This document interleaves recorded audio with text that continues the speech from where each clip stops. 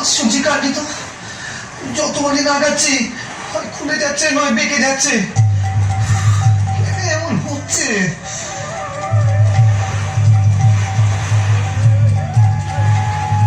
গদাই, ও গদাই, গদাই, এই যে বলি সেই কখন থেকে কাজে লেগেছিস, এখনো হলো না? দেখো না, যতবারই জোড়া লাগাচ্ছি হয় খুলে যাচ্ছে নয় বেঁকে যাচ্ছে, কিছুতেই হচ্ছে না। তা তুই এই দায়িত্ব নিতে গেলি কেন? তুই বলতে পারলি না যে তুই পারবি না? পারবো না কেন?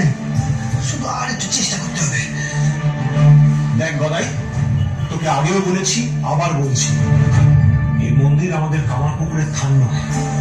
এখানে তুই যা করবি 10 জনে তার বিচার করবে। তুই সরল মনে সব কাজে হ্যাঁ বলে দিচ্ছিস, কিন্তু এইসব কাজ করার জন্য এখানে বড় বড় মানুষরা রয়েছেন। যিনি এই মায়ের মূর্তি করেছেন তিনিও তো এই কাজটা করতে পারতেন। মা, তুমি আমাকে দোষ দিচ্ছ কেন? কোনো দেখিনি। আমি কি সেটা বলেছিলাম নাকি? সেজন্য বই তো আমারে কইলে। তো সেজবাবু যখন প্রথমে তাকে চাকরির কথা বলেছিল তখন তো দিব্যি না করেছি, তা এখন কেন বলতে পারলি না? সে তো আলাদা ব্যাপার। তাহলে কি গোবিন্দের মূর্তি ভেঙে পড়ে থাকবে? তা আবার হয় নাকি গা? আবার হয় নাকি? তাকে তো জোড়া লাগাতে হবে। তোমারও যে কি হয়েছে না দাদা? কি হয়েছে সেটা তুই বুঝবি কি করে? গদাই, তোর নামে যদি কেউ কিছু বলে, আমার মধ্যে যে কি হয় তা তুই বুঝবি না, তা তুই বুঝবি না।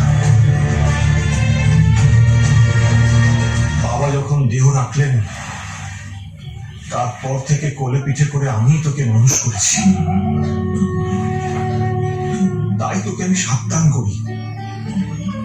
এই মন্দিরে একটু একটু বুঝে শুনে চলতে হয়, বুঝলি?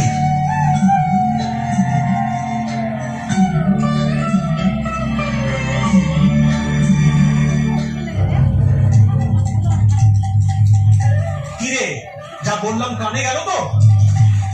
উফ, তোর যা খুশি তাই কর, আমি আর তোকে কিচ্ছু বলবো না।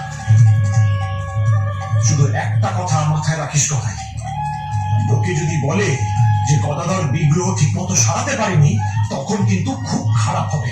ও মা, ও কি কথা? আমি কি মূর্তি খারাপ বলি নাকি গো? তুমি তো রেগে যাচ্ছ কেন দাদা? সবকিছুতে বাড়াবাড়ি করাটা তোর স্বভাব হয়ে গেছে না? এটা কি তোর কাজের মধ্যে পড়ে? হ্যাঁ, এই কথাটা তুই ভুলে যাস বারবার। ওই দেখো, ও দাদা, দাদা গো, চলে গেল, রাগ করে চলে গেল। কি করি এখন আমি? একে হচ্ছে রে, তারপর আমাকে 10 কথা শুনিয়ে চলে গেল। ধুর, আমি আর পারি রে বাপু, কোন দিক যে সামলাই পারি রে আমি।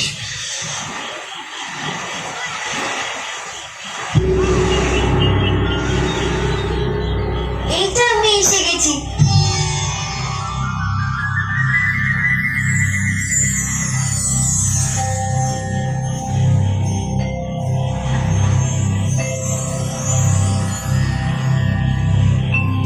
আমি সব দিক সামনে দিচ্ছি।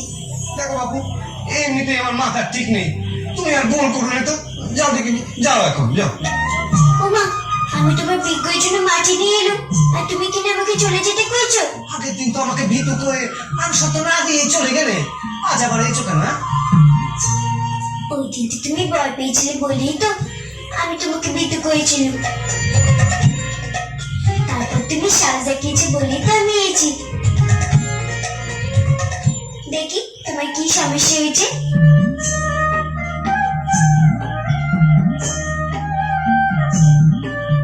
এই না, এই মাটি কানে লাগাও, দেখবে পা একেবারে জুড়ে গেছে। কেউ বুঝতেই পারবে না যে বিজ্ঞের পা ভেঙেছিল।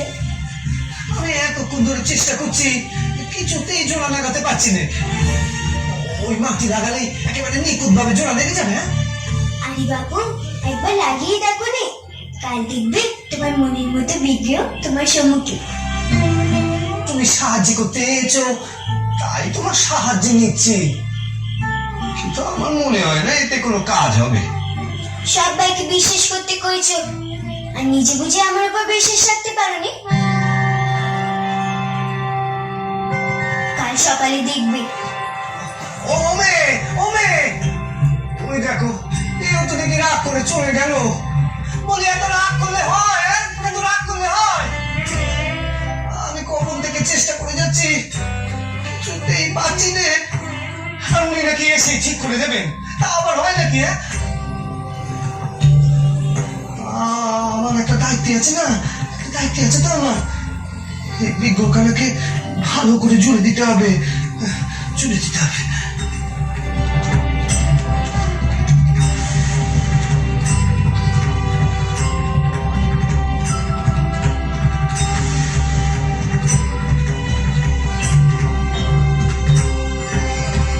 সবাইকে বিশ্বাস করতে করেছো আর নিজে বুঝে আমার উপর বিশ্বাস রাখতে পারোনি।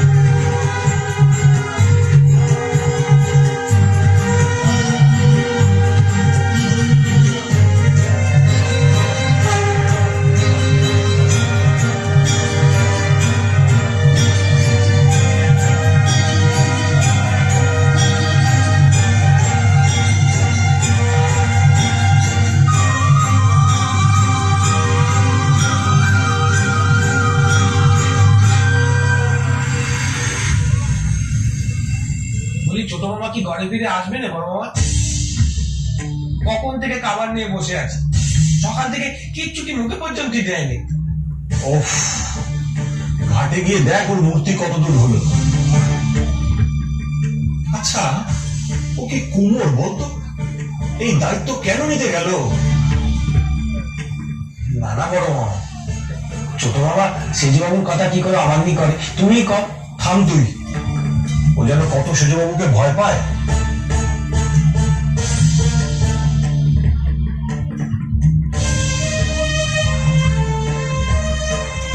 উল্টে তো দেখি সেজবাবুই ওকে ভয় পেয়ে চলে।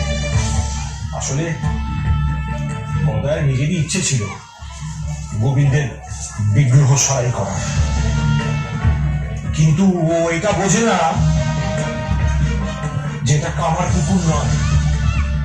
গদাই যা করবে তাতেই সকলে ধন্য ধন্য করবে।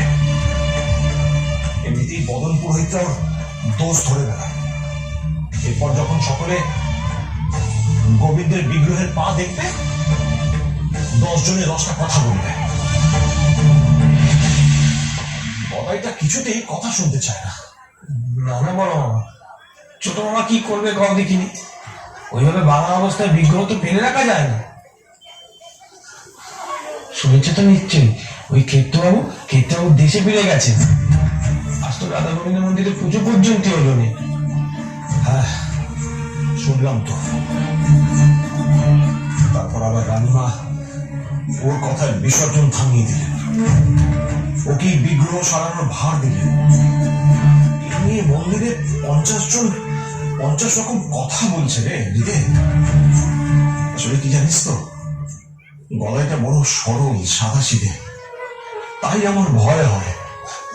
কাল সকাল পর্যন্ত বিজ্ঞকানা এভাবে রাখতে হবে,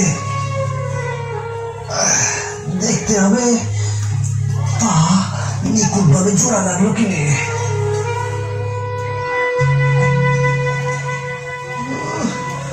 আমাকে এবার মাটি দিয়ে গেল, আমি সেখানে মাটি না খাইনি কখনো। দেখি ওর দেওয়া মাটি দিয়ে পা জোড়া লাগে কিনে।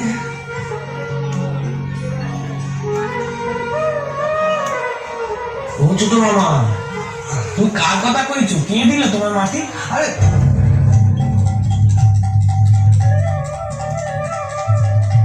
ও আছে, একজন আছে। মাঝে মাঝে আসবে আর আমাকে জ্বালাতন করবে। কি যে বলিস তুই, তো লোকে তোকে খ্যাপাটে বলবে না তো কি বলবে বলতো?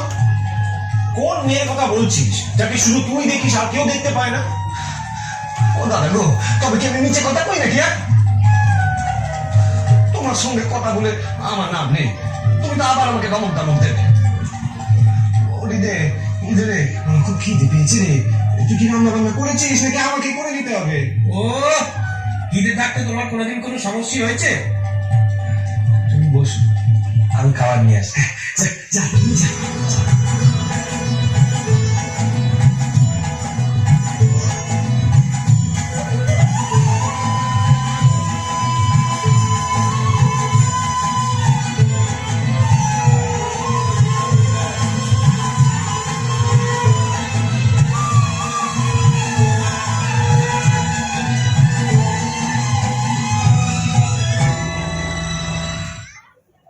Option